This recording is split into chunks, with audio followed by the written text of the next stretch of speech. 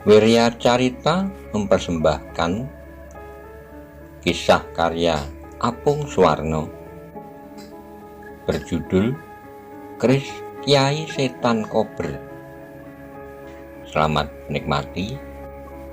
Salam budaya. Monggo kula aturi subscribe, like, komen, saha share. Matur nuwun.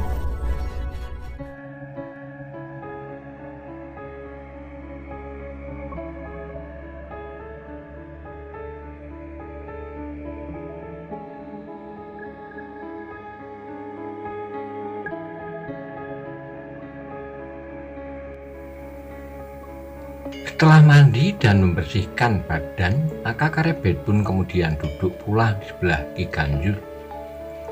"Kau bertemu dengan Kanjeng Sunan Kalijogo?" tanya Ki Ganjur. "Ya Paman, aku bertemu Kanjeng Sunan," kata Karebet.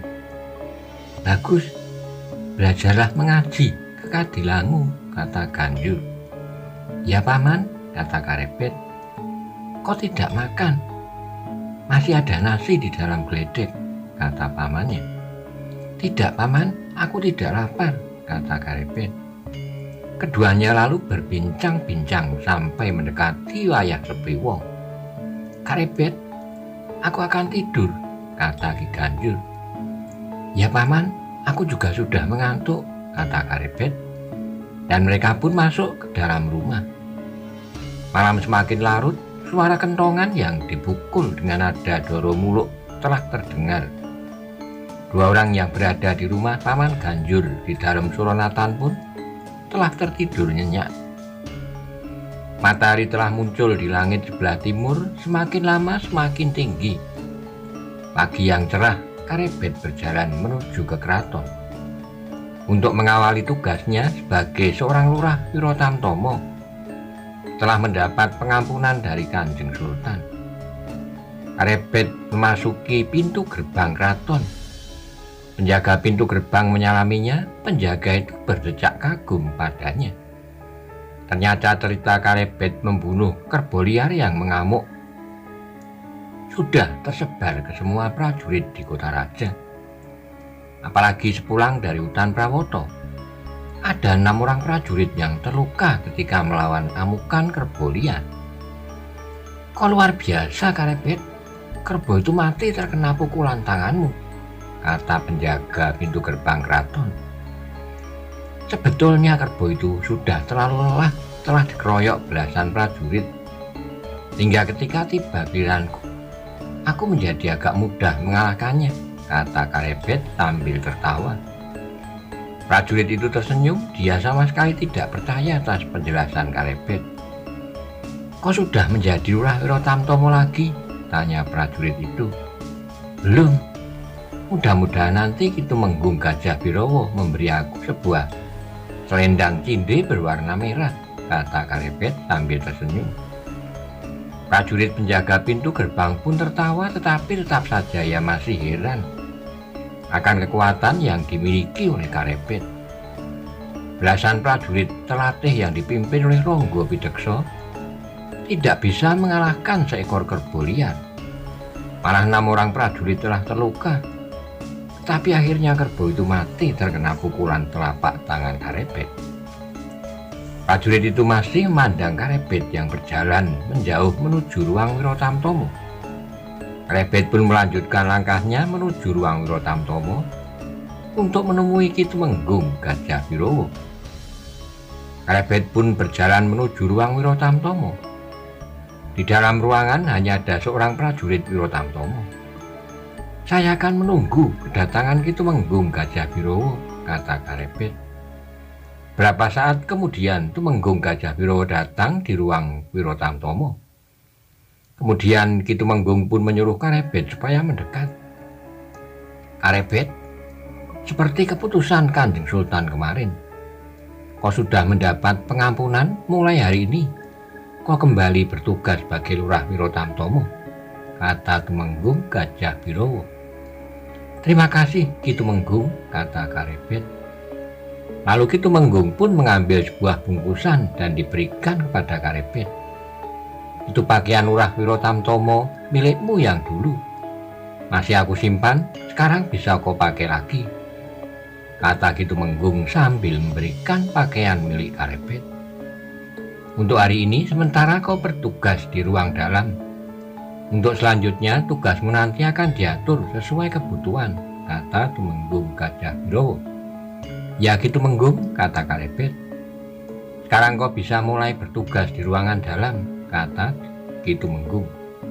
Terima kasih Kitumenggung, saya ke ruang dalam dulu, kata Karebet setelah menerima pakaian Lurah Wirotamtomo miliknya. Karebet pun segera keluar dari ruangan Wirotamtomo dan menuju ruang ganti pakaian, dan selanjutnya berjaga di ruang dalam. Tumenggung Gajah Birowo memandang Karebet sampai hilang di balik pintu, dan Kitumenggung yang pernah mencoba beradu kekuatan melawan Karebet menjadi semakin heran dengan kekuatan Karebet yang mampu membakar kepala kerbau dengan sekali pukulan telapak tangan. Karebet memang berilmu tinggi, kata Tumenggung Gajah Birowo dalam hati. Matahari terus merambat naik menjelang tengah hari. Karebet bersama seorang prajurit lainnya yang berjaga melihat Nyai Madusari keluar dari keputren menuju ke arah ruang dalam. Mau kemana Nyai Madusari, tanya Karebet. Mau ke ruang dalam, Karebet. Ki Lurah, jawab Nyai Menggung. Silahkan Nyai, kata Karebet mempersilahkan. Ki Lurah, saya akan menghadap Kanjeng Gusti Prameswari. Gusti Putri mohon izin untuk menghadap ibundanya, kata Nyai Madusari selanjutnya. Karebet tersenyum kalau diizinkan menghadap Kanjeng Prameswari. Sebentar lagi Sekar Kedaton akan lewat di pintu yang dijaganya. Nyai Madusari masuk ke ruang dalam berbicara sebentar dengan Emban Prameswari, dan tak lama kemudian Nyai Madusari keluar dari ruang dalam dan berhenti di depan Karebet. Lalu ia berkata, sebentar lagi Gusti Putri akan menghadap Kanjeng Prameswari. Ya Nyai, kata Karebet. Nyai Madusari segera berjalan menuju Kaputren, dan tak lama kemudian terlihat dua orang keluar dari pintu Kaputren. Nyai Madusari bersama Sekar Kedaton Mas Cempoko berjalan menuju ruang dalam menghadap Kanjeng Prameswari. Ketika sampai di depan Karebet, Nyai Madusari mengajak penjaga yang lain untuk berbicara, sedangkan Sekar Kedaton berhenti di depan Karebet. Dan perlahan Putri Mas Cempoko pun berkata, kau selamat Karebet? Ya Gusti Putri, saya baik-baik saja, jawab Karebet. Kau tambah kurus Karebet, kata Mas Cempoko. Karebet tersenyum. Sekar Kedaton melihat senyum Karebet, merasa senyum inilah yang dirindukan selama ini. Senyum yang telah membuatnya nyaman sekaligus membuatnya mabuk kepayang. Ya Gusti Putri, janji saya untuk kembali ke kota raja sudah saya tepati, kata Karebet. Ya, tapi terlalu lama Karebet, kata Mas Cempoko. Kesempatan baru datang sekarang, Gusti Putri, kata Karebet. Sekar Kedaton hanya tersenyum mendengar perkataan Karebet. Saya dengar Gusti Putri jatuh sakit, kata Karebet selanjutnya. Ya, itu semua gara-gara kamu Karebet, kata Sekar Kedaton sambil tersenyum. Sebetulnya sejak aku sakit, kesalahanmu sudah diampuni oleh Ayahanda Sultan Karebet, kata Mas Cempoko. Sekar Kedaton melihat sekelilingnya, dilihatnya prajurit yang satu lagi masih berbincang dengan Nyai Madusari. Dan ketika tidak ada seorang pun yang memperhatikannya, maka Putri Mas Cempoko berbisik, kau berani membawa aku lari keluar dari keraton Karebet?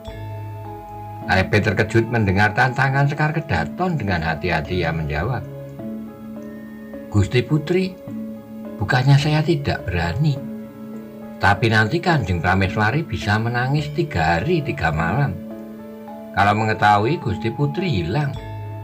Bersabarlah Gusti Putri. Baiklah Karebet, aku akan bersabar 2-3 condro lagi. Kalau tidak ada perubahan, paling lambat 3 bulan lagi kau harus membawa aku meninggalkan keraton. Kemanapun kau pergi, aku ikut Karebet, kata Sekar Kedaton sambil tersenyum. Karebet, aku akan menghadap Kanjeng Ibu dulu, kata Gusti Putri. Lalu bersama Nyai Madusari keduanya menuju ruang dalam. Demikianlah waktu pun berjalan terus. Matahari terbit di ufuk timur, tenggelam di cakrawala barat. Gelap pun menyelimuti bumi, bulan pun malu-malu bersembunyi di balik awan. Hari berganti hari, setiap hari Gusti Putri Mas Cempoko menghadap ibundanya dengan berbagai macam alasan, dan ini tidak pernah terjadi sebelumnya, sehingga membuat Kanjeng Prameswari cemas. Selama 3 pasar sejak Karebet bertugas di keraton, tiap hari Sekar Kedaton berkunjung ke ibundanya.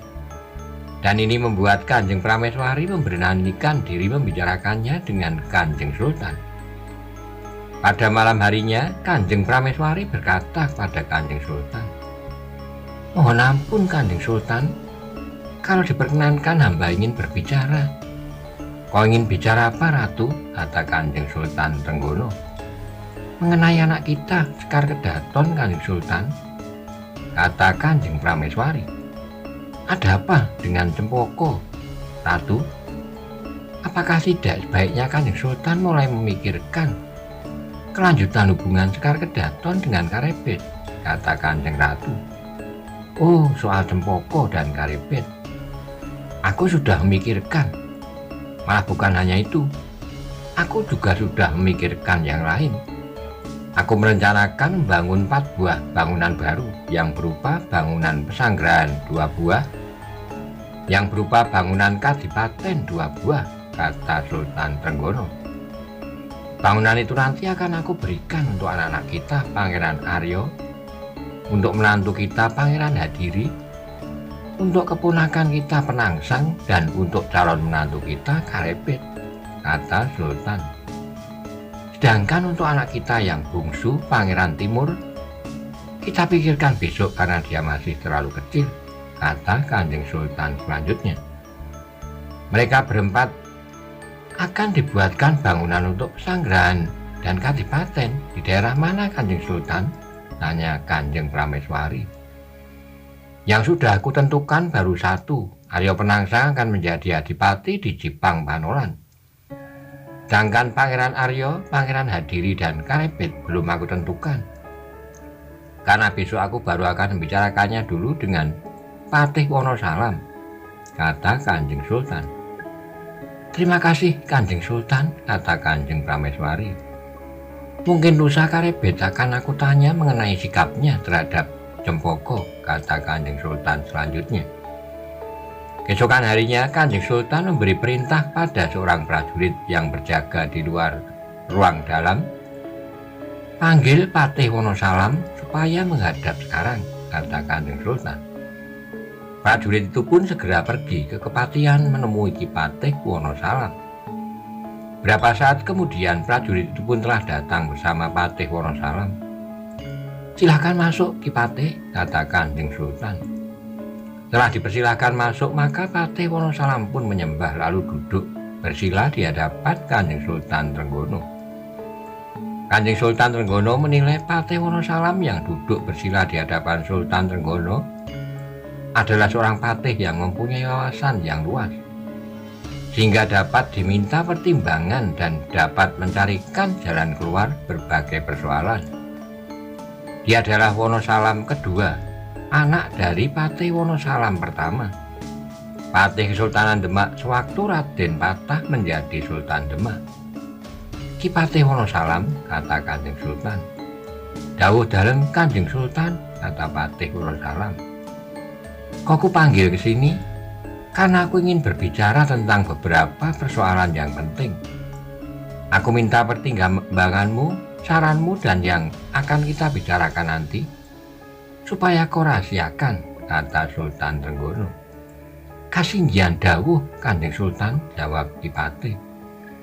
Ki Patih, beberapa condro ke depan aku punya rencana untuk menaklukkan daerah Bangwetan, kata Kanjeng Sultan. Patih Wonosalam mendengarkan kalimat dari Kanjeng Sultan dengan penuh perhatian. Nanti aku sendiri yang akan menjadi senopati perang. Semua anak dan menantu tidak usah ikut berperang. Nanti yang akan menjadi senopati pengapit kiri dan kanan adalah 2 orang Tumenggung. Dan daerah Bangwetan yang ingin aku taklukkan adalah daerah Penarukan, yang selama ini belum mau takluk dan tidak mau mengakui kekuasaan Kesultanan Demak, kata Kanjeng Sultan. Daerah Penarukan kalau tidak ditaklukkan akan mengakibatkan daerah-daerah lainnya menjadi balelo terhadap Kesultanan Demak. Sebelum aku memberangkatkan pasukan Demak segelar papan penggempur Penarukan, aku mempunyai sebuah rencana besar yang harus diselesaikan lebih dulu, kata Sultan Trenggono. Aku inginkan Kesultanan Demak ini dibangun beberapa titik pertahanan awal di sekeliling kota raja. Di beberapa tempat akan aku bangun beberapa bangunan yang bisa dikembangkan menjadi sebuah kadipaten. Untuk di sebelah utara kota raja Demak akan aku bangun sebuah pesanggrahan tidak jauh dari Bandar Jepara. Bagaimana pertimbanganmu, Ki Patih, kalau aku bangun pesanggrahan di sekitar daerah Bandar Jepara atau sekitar daerah Keling? Tanya Kanjeng Sultan. Kalau menurut hamba, Kanjeng Sultan, pesanggrahan sebaiknya tidak dibangun di Bandar Jepara, tapi dibangun di daerah garis lurus antara Bandar Jepara dengan kota Raja Demak. Misalnya di Kalinyamat atau di daerah Wedung, sehingga kalau ada serangan dari luar melalui Bandar Jepara, bisa ditahan dulu di daerah Kalinyamat atau di daerah Wedung, kata Patih Wonosalam. Baik Ki Patih Wonosalam, akan aku bangun sebuah pesanggrahan di daerah Kalinyamat. Nanti menantuku Pangeran Hadiri yang akan tinggal di sana. Kemudian untuk pesanggrahan di daerah timur, di mana sebaiknya aku bangun? Di daerah Bandar Tuban, Bandar Juwono atau di daerah Pati, kata Kanjeng Sultan. Kalau daerah Tuban terlalu jauh, Kanjeng Sultan, yang kelihatan tepat untuk pesanggrahan adalah daerah Pati, kata Patih Wonosalam. Kalau di daerah Pati yang bagus adalah di sebelah tenggara Gunung Muria di daerah Prawoto. Pesanggrahan bisa dibangun di pinggir hutan Prawoto.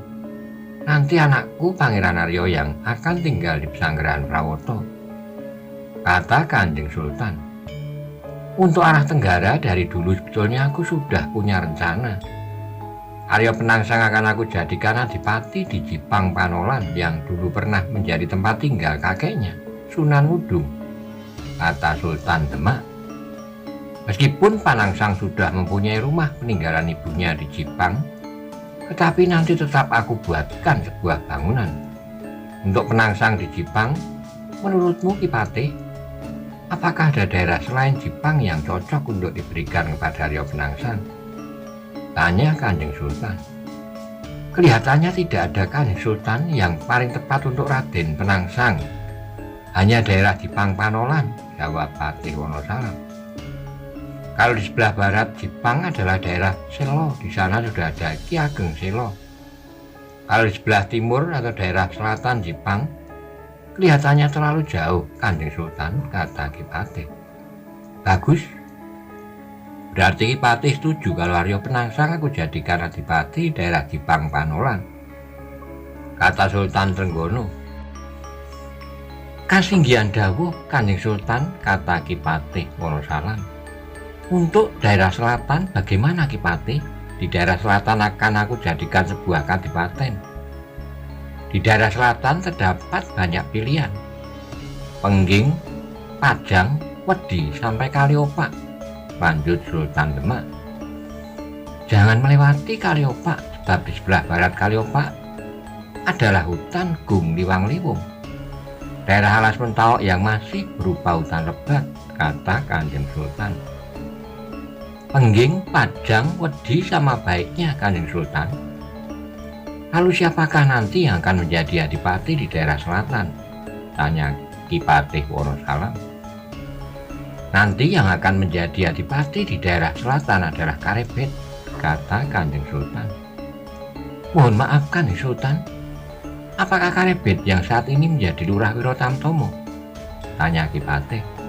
Ya, Karebet putra Ki Ageng Pengging yang besok akan aku jodohkan dengan anakku Mas Cempoko, kata Sultan Demak. Mohon maaf Kanjeng Sultan, kalau nanti yang menjadi adipati adalah Karebet, maka sebaiknya kadipatenya bukan di Pengging, supaya Karebet tidak selalu teringat akan masa lalu. Meskipun persoalan Pengging sudah lama selesai, jadi Karebet biar mulai dengan membuat semuanya dari awal. Ini usul hamba Kanjeng Sultan, kata Patih Wonosalam. Baik Ki Patih, nanti daerah yang aku berikan kepada Karebet yang nantinya akan menjadi sebuah kadipaten adalah daerah Pajang, kata Kanjeng Sultan. Kemudian untuk daerah barat bisa di Semarang, daerah Karowelang, atau di daerah selatan setelah Alas Roban. Itu nanti akan aku pikirkan setelah aku pulang dari menggempur Panarukan. Karena nanti yang aku persiapkan untuk menempati pesanggrahan sebelah barat adalah anakku yang bungsu yang belum dewasa, Pangeran Timur.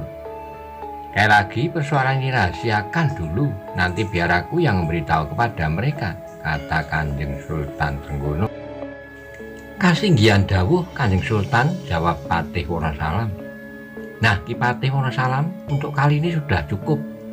Terima kasih atas semua saranmu, kata Sultan Trenggono. Kasinggihan dawuh Kanjeng Sultan, hamba mohon diri kembali ke Kepatihan, kata Ki Patih. Ya Ki Patih, kata Kanjeng Sultan. Ki Patih Wonosalam menyembah Kanjeng Sultan lalu bergeser ke pintu keluar dan berjalan kembali menuju ke pintu ruang dalam yang dijaga oleh 2 orang prajurit. Dan dilihatnya salah satu prajurit yang bertugas adalah Karebet. Ketika Patih Wonosalam lewat di depan 2 orang prajurit, maka kedua orang prajurit membungkuk hormat kepadanya.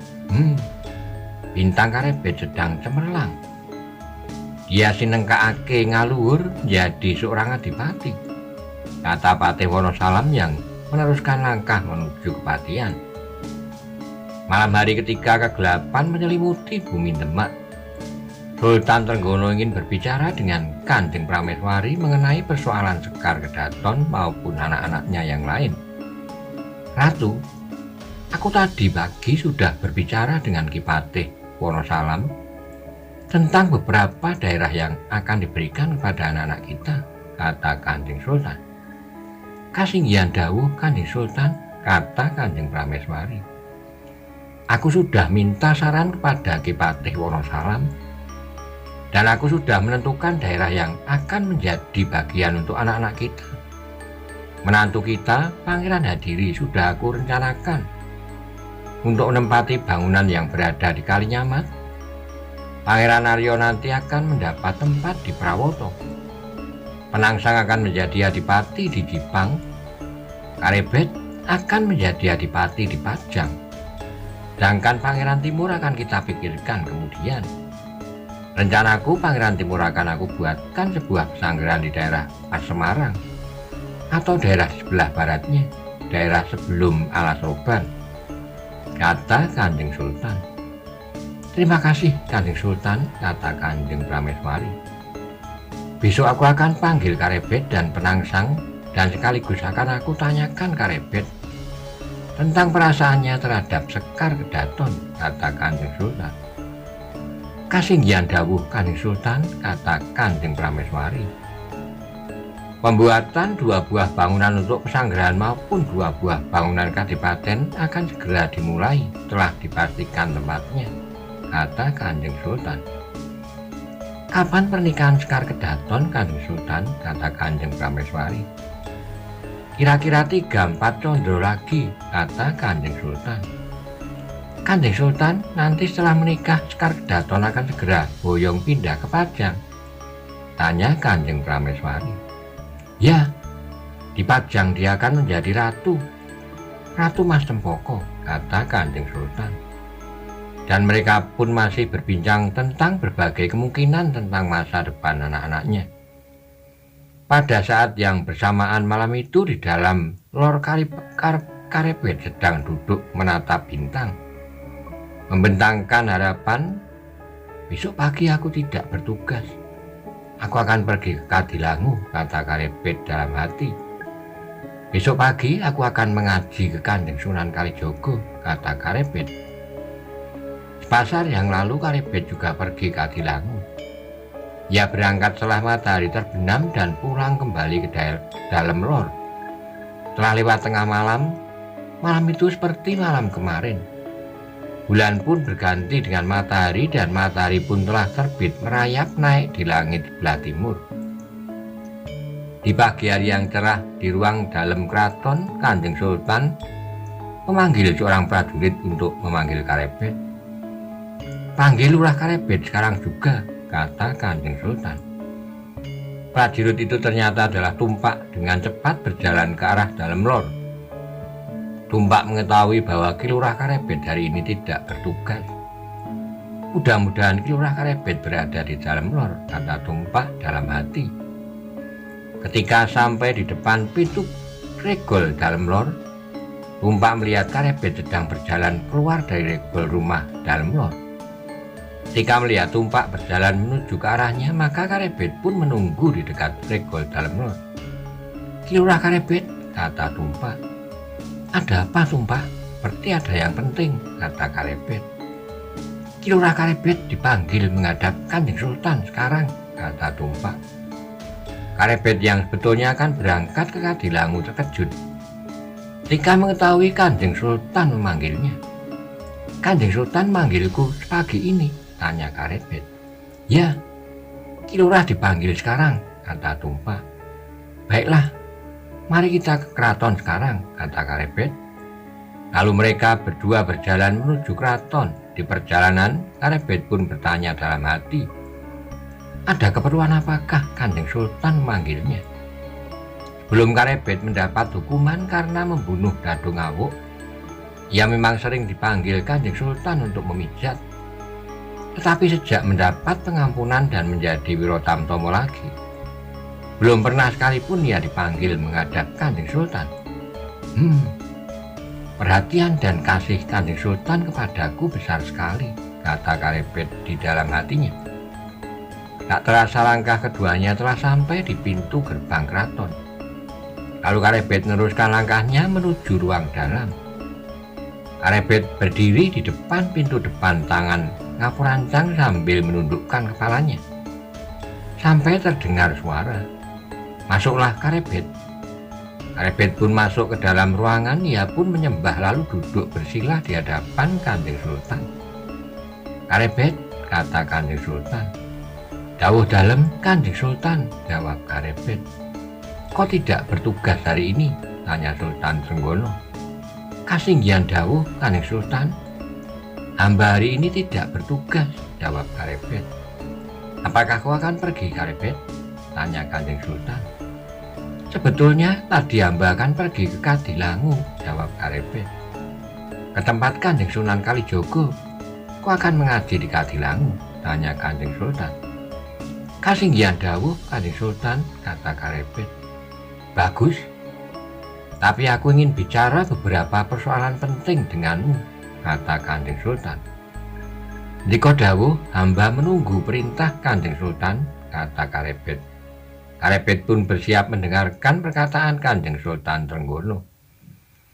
Aku ingin membicarakan denganmu tentang persoalan Sekar Kedaton, kata Sultan Trenggono. Karebet terkejut tanpa sadar, ia pun mengangkat wajahnya. Tapi saat kemudian wajahnya pun ditundukkan dalam-dalam. Karebet, kau tahu tentang anakku Sekar Kedaton? Dia satu-satunya anakku perempuan yang belum menikah. Kakak perempuannya sudah menikah dan menjadi istri Pangeran Hadiri. Sekarang anakku Sekar Kedaton sudah beranjak dewasa. Sudah saatnya Sekar Kedaton untuk menikah, kata Sultan Trenggono. Mendengar perkataan Kanjeng Sultan, jantung Karebet berdetak semakin cepat. Dengan harap-harap cemas dia menunggu perkataan Kanjeng Sultan selanjutnya. Nah, Karebet, kau jawab pertanyaanku. Apakah kau cinta terhadap Sekar Kedaton? Tanya Kanjeng Sultan Trenggono. Karebet terkejut ketika Sultan Trenggono langsung bertanya kepadanya. Pertanyaan yang tanpa tedeng aling-aling. pertanyaan yang telah membuatnya berdebar-debar. Tapi Karebet adalah pemuda yang cerdik. Dia mengikuti permainan yang dibuat oleh Kanjeng Sultan. Mohon ampun Kanjeng Sultan, jawaban hamba adalah ya. Hamba menyinai Diajeng Sekar Kedaton, jawab Karebet. Mendengar jawaban Karebet yang terus terang, Kanjeng Sultan mengangguk-anggukkan kepalanya. Apakah Sekar Kedaton juga mencintaimu? Tanya Kanjeng Sultan. Mohon ampun Kanjeng Sultan, hamba tidak berani menduga-duga, jawab Karebet. Ya Karebet, bentar lagi Sekar Kedaton memang akan aku nikahkan, kata Kanjeng Sultan. Karebet hanya bisa menunggu kalimat yang akan dikatakan oleh Kanjeng Sultan. Siapakah yang menjadi calon suami Sekar Kedaton? Kata Karebet dalam hati. Karebet teringat tentang tantangan Sekar Kedaton untuk membawanya lari keluar dari keraton bersama dirinya. Kalau ternyata calon suaminya bukan aku, lebih baik Sekar Kedaton aku bawa lari. Tapi kemana? Baiknya aku pergi jauh, keluar dari Kesultanan Demak. Ke Bangkulon atau Bangwetan, kata Karebet dalam hatinya.